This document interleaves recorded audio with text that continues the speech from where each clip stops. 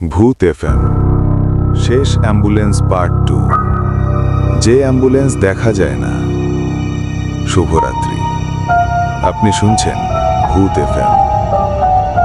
গত পর্বে আমরা জানলাম রাশেদের গল্প। রাত 2:17 একটা অ্যাম্বুলেন্স তাকে নিতে এসেছিল।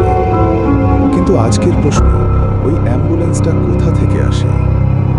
রাশেদের মৃত্যুর পর এক সাংবাদিক, নাম তার ইমরান, এই ঘটনাটা তদন্ত শুরু করে। কারণ একটা জিনিস তার মাথায় ঘুরছিল, সিসিটিভিতে অ্যাম্বুলেন্স নেই, তাহলে রাশেদ দেখল কি? ইমরান পুরনো রেকর্ড ঘেটে একটা ভয়ঙ্কর তথ্য খুঁজে পায়। 10 বছর আগে একই হাইওয়েতে একটা অ্যাম্বুলেন্স অ্যাক্সিডেন্ট করে। ভেতরে ছিল 3 জন, ড্রাইভার, একজন নার্স আর একজন রোগী। কেউ বাঁচেনি। লোকাল মানুষ বলে সেই রাতেও সময় ছিল 2:17। Heartbeat sound. এরপর থেকেই নাকি কিছু মানুষ মাঝরাতে সাইরেন শুনতে পায়। কিন্তু আশ্চর্য, রাস্তা থাকে ফাঁকা। ইমরান সিদ্ধান্ত নিল সে নিজে দেখবে। এক রাতে সে ক্যামেরা নিয়ে হাইওয়েতে দাঁড়ালো।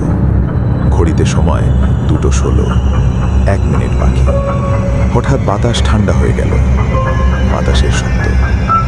তারপর দূর থেকে একটা সাইরেন, ধীরে ধীরে জোরে হচ্ছে। একটা অ্যাম্বুলেন্স এসে ঠিক তার সামনে থামল। কিন্তু কোনো হেডলাইট নেই, নাম্বার প্লেট নেই। ড্রাইভার ধীরে জানালা নামালো। তার চোখ দুটো অদ্ভুত ফাঁকা।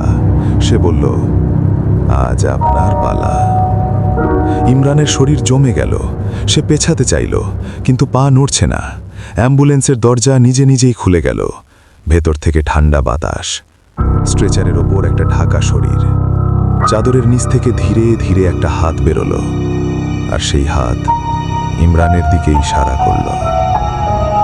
আপনি শুনছিলেন ভূত এফএম। পরের পর্বে জানব ইমরান কি অ্যাম্বুলেন্সে উঠেছিল, আর যারা উঠে